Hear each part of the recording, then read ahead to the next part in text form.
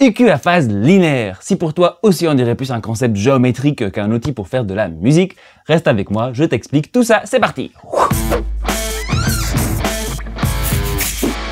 Bonjour et bienvenue à l'Académie du Gros Son. Moi c'est André, on est dans mon studio et aujourd'hui on va parler donc des IQ à phase linéaire. C'est un concept pas évident à comprendre parce qu'un IQ à phase linéaire sonne déjà un peu complexe. Quand on ne sait pas exactement quoi écouter et comment, il peut être pas évident du tout de comprendre la différence subtile ou pas entre un IQ normal et un IQ à phase linéaire et surtout savoir quand est-ce qu'on devrait utiliser l'un ou l'autre parce que c'est des outils qui s'utilisent tous les deux dans des situations bien spécifiques et c'est à toi, mon cher académicien ou académicienne, de choisir quand est-ce que tu vas utiliser l'un ou l'autre.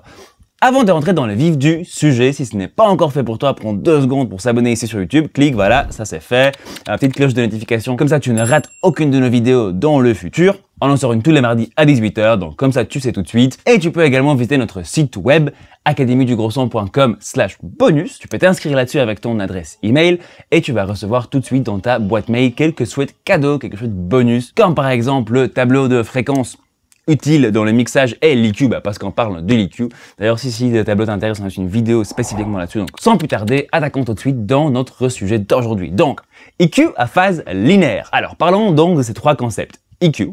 Donc, si tu n'es pas sûr ce que c'est qu'une IQ, tu peux aller voir notre vidéo sur les IQ. Hop, ça ressemble à ça. Et le lien dans la description. Pareil pour la phase. Alors ça va être très important. C'est un concept dont on va parler plus en détail. Donc, je ne vais pas recommencer à partir des zéros. Allez voir la vidéo sur la phase. Et finalement, linéaire. C'est exactement de quoi on va parler aujourd'hui. Alors, je pense que toujours un bon exemple, on vaut beaucoup mieux que 3000 mots. Ici, on a un petit filtre.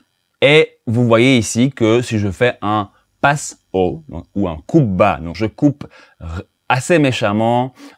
Ici, je suis à 240 Hz plus ou moins. Une petite résonance.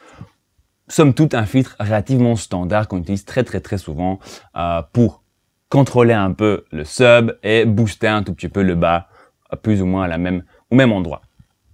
Classique. Donc voilà, regardons juste là le changement dans l'énergie, dans les fréquences. Tout va bien, c'est ce qu'on veut. Mais maintenant, je vais regarder qu'est-ce que ça fait à la phase de mon signal.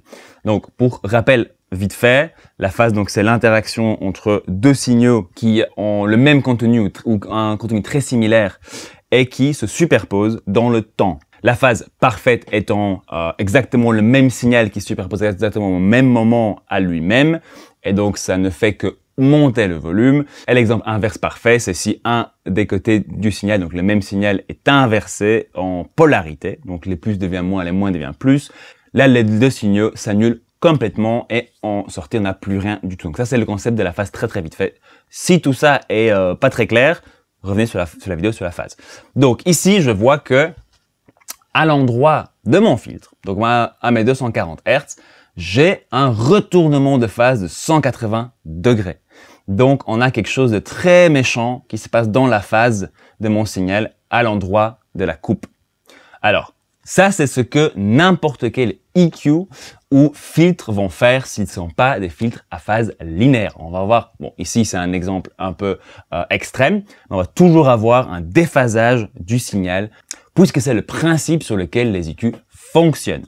Un IQ à phase linéaire va pouvoir obtenir la même chose, donc un résultat sonore très similaire, mais sans du tout changer la phase de notre signal. Ici, j'ai donc 2 micros de guitare. Donc, c'est 2 micros sur le même cabinet, le même ampli, la même performance. C'est là que la phase entre 2 micros de signaux, ou plutôt la relation de phase entre ces 2 signaux va être la plus critique. C'est là où c'est le plus facile à entendre. Donc, écoutons tout de suite ce de quoi je parle. Je vous fais écouter pour l'instant tel que c'est maintenant.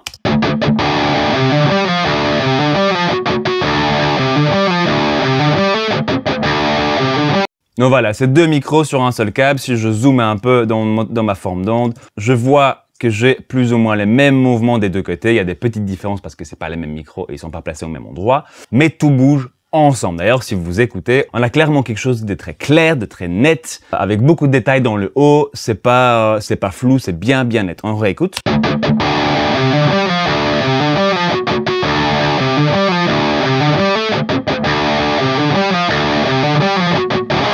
On va appliquer une courbe d'IQ sur un des micros. Essayons ça.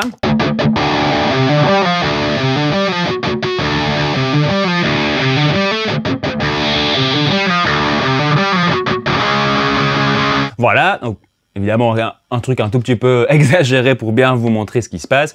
Et maintenant, copier ça sur ma copie ici, donc de la même piste. Et par contre, celui-là, je vais le mettre en phase linéaire. Et je vais passer des deux premiers qui sont donc en IQ normal aux deux suivants qui sont en phase linéaire. Écoutons ça tout de suite. Donc d'abord IQ normal, puis phase linéaire.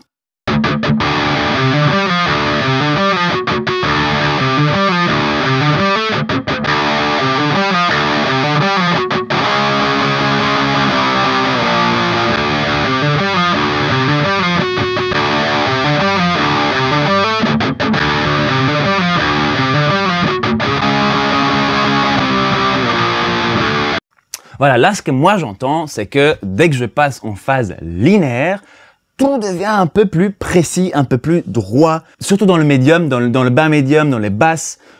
Au lieu d'avoir quelque chose qui fait un blablabla, pas super défini et pas super ensemble, tout bouge un peu mieux, ce qui est en fait normal parce que mon IQ de base sans phase linéaire change la façon dont ces fréquences au milieu interagissent ensemble beaucoup plus que mon IQ à phase linéaire. On veut encore vous remontrer ça, mais justement avec un filtre qui va relativement haut, avec une courbe assez méchante.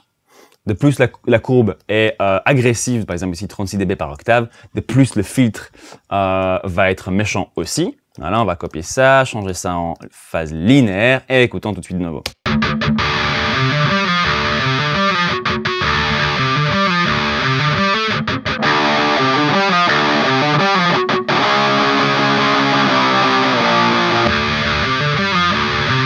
Ah là, c'est plus du tout la même chose. Là, vraiment, ça a changé méchamment le caractère. Puis tout ça va donner une phase qui va un peu dans tous les sens sur un des micros, mais pas l'autre. Et du coup, tout le caractère du son, donc ces deux micros qui se mélangent, change complètement. Par contre, dans la version avec la phase linéaire, hop, donc ici, tout ce qui se passe, c'est qu'on entend moins de basses, moins des médiums, mais plus de haut médium. Je veux vous montrer vite fait. Ici, si j'écoute donc les deux versions avec la phase linéaire, et si je change un peu ce que j'ai fait ici,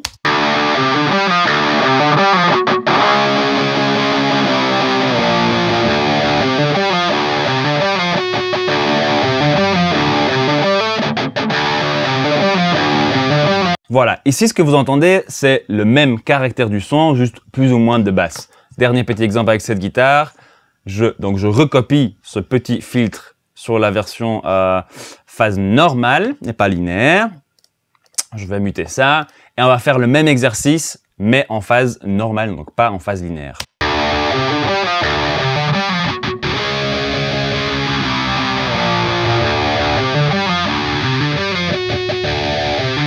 Là, en bougeant mon filtre, j'enlève pas juste des basses, je change carrément donc le caractère du son. Vous allez me dire, ça veut dire qu'on doit toujours utiliser un IQ à phase linéaire alors, parce que ça marche mieux. Non. Alors, pourquoi est-ce qu'on fait pas ça?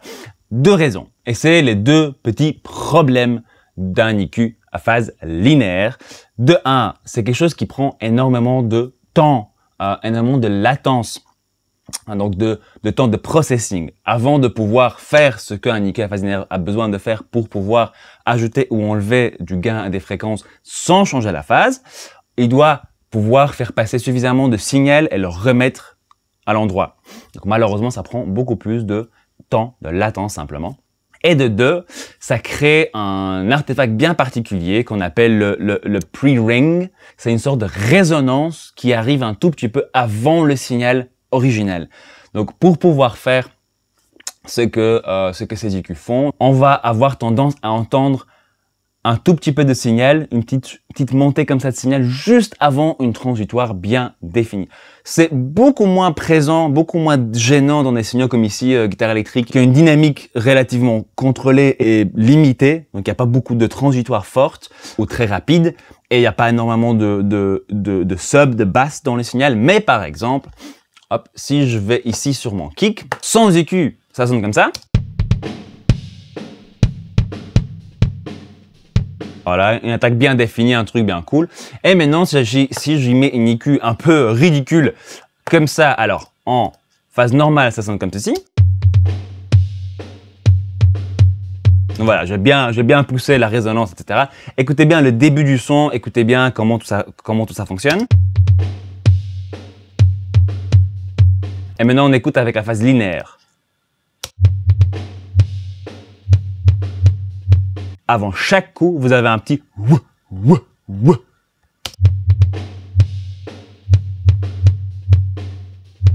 Comme s'il y avait une petite reverb inversée qui arrive juste à cet endroit-là. C'est ça qu'on appelle le pre-ring. Donc malheureusement, quand on fait des mouvements un peu plus méchants, bon ici j'ai quand même plus de 21 dB à une fréquence, donc évidemment j'exagère la chose énormément, mais c'est le problème des EQ à phase linéaire. Et parfois, c'est quelque chose qui est fort subtil, mais qui peut complètement casser un groove ou casser une transitoire et vraiment changer la façon dont surtout les éléments percussifs interagissent avec tout le reste et leur punch, etc., etc. Donc, c'est quelque chose à utiliser avec parcimonie. Donc voilà, on arrive tout doucement à la fin. Je n'ai pas parlé de tous les concepts de la phase linéaire, de la compression, etc. Si ça vous intéresse, n'hésitez pas à me dire ça dans les commentaires. Mais j'espère que ça rend déjà le concept un peu plus clair pour vous. Donc je récapitule. Une EQ va introduire une rotation de phase dans un signal, et quand des signaux sont corrélés, quand c'est le même signal qui rentre dans les deux micros, cette rotation de phase peut avoir un effet très néfaste sur la façon dont les deux se combinent et enlève de la précision, enlève de l'assise et peut provoquer des choses très bizarres dans le caractère, dans la façon dont le son bouge vraiment.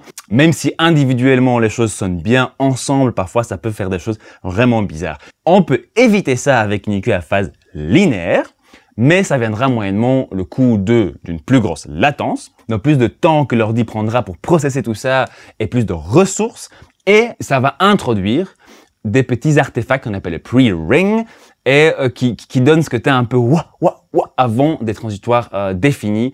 Et bon, sur des sons on n'en met pas beaucoup, c'est pas super important. Et de nos jours, dans le domaine digital, on peut arriver à des choses vraiment transparentes sans problème, mais c'est là, ça existe, il faut faire attention, comme je viens de montrer avec les kicks. Voilà, ça fait le tour de la question. Si vous avez d'autres questions, vous n'êtes pas sûr de quoi que ce soit que j'ai dit, vous mettez ça dans les commentaires. Merci beaucoup pour le temps passé avec moi. Et surtout, le plus important, c'est pas les EQ, c'est pas tout ça, c'est pas le matos. Le plus important, c'est de faire de la musique.